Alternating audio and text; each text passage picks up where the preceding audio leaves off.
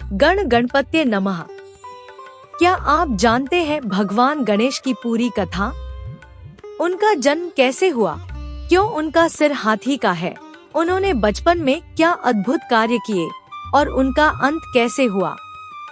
आज हम जानेंगे भगवान श्री गणेश से जुड़े कुछ ऐसे अद्भुत और अनसुने तथ्य जो आपके मन में भक्ति और श्रद्धा की एक नई लौ जगा देंगे।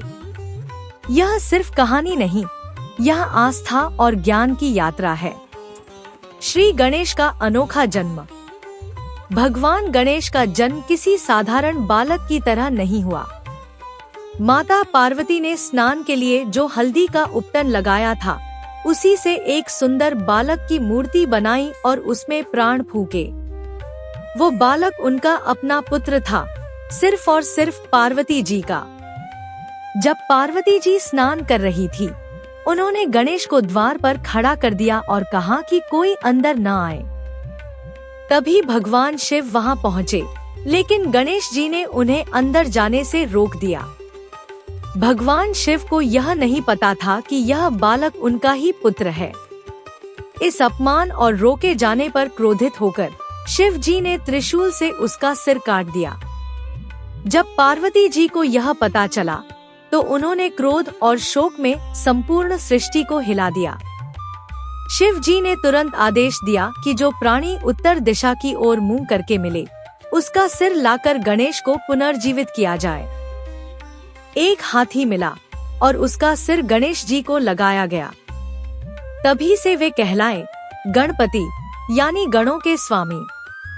हाथी के सिर का गूढ़ अर्थ।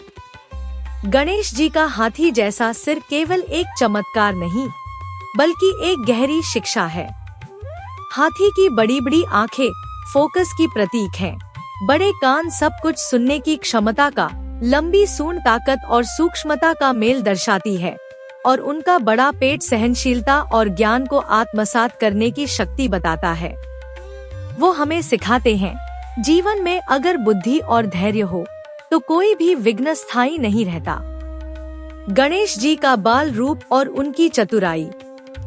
एक बार शिव और पार्वती ने अपने दोनों पुत्रों कार्तिकेय और गणेश से कहा कि जो सबसे पहले तीनों लोकों की परिक्रमा करेगा, वही सबसे श्रेष्ठ माना जाएगा। कार्तिकेय तो तुरंत अपने वाहन मयूर पर निकल पड़े, लेकिन गणेश जी ने कुछ और ही किया।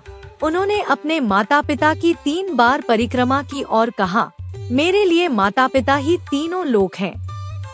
उनकी इस चतुराई और भक्ति से प्रसन्न होकर उन्हें प्रथम पूज्य घोषित कर दिया गया। इसलिए हर शुभ कार्य में सबसे पहले गणेश जी की पूजा होती है, क्योंकि वे विघ्नों को हरने वाले हैं। गणेश जी और महाभारत का लेखन। महर्षि वेदव्यास जब महाभारत की रचना करना चाहते थे, तो उन्होंने गणेश जी से निवेदन किया कि वे इसे लिखें। गणेश जी ने एक शर्त रखी कि वेदव्यास बिना रुके बोलते रहेंगे।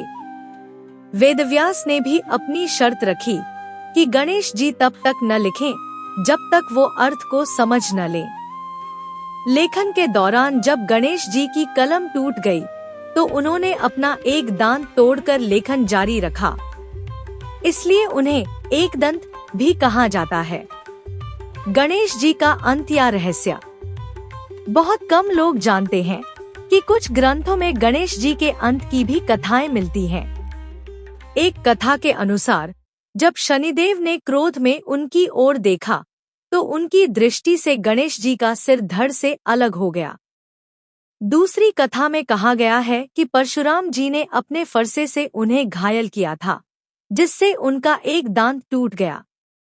हालांकि ये केवल प्रतीकात्मक कथाएं हैं, गणेश जी आज भी हमारे बीच हैं, हर पूजा, हर कार्य की शुरुआत में।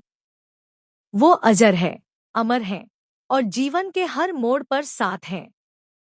गणेश जी सिर्फ देवता नहीं है, वो एक जीवन दर्शन है। उनका हर रूप, हर कथा हमें कुछ न कुछ सिखाती है, चाहे वो विनम्रता हो, चतुराई हो या फिर आत्मज्ञान। तो अगली बार जब आप गणेशाय नमः कहें, तो याद रखें, आप सिर्फ पूजा नहीं कर रहे, आप जीवन की सबसे गहरी सच्चाइयों को स्वीकार कर रहे हैं। अगर आपको ये वीडियो पसंद आया हो तो लाइक करें, शेयर करें और कमेंट में जरूर लिखें। गणपति बप्पा मोरया।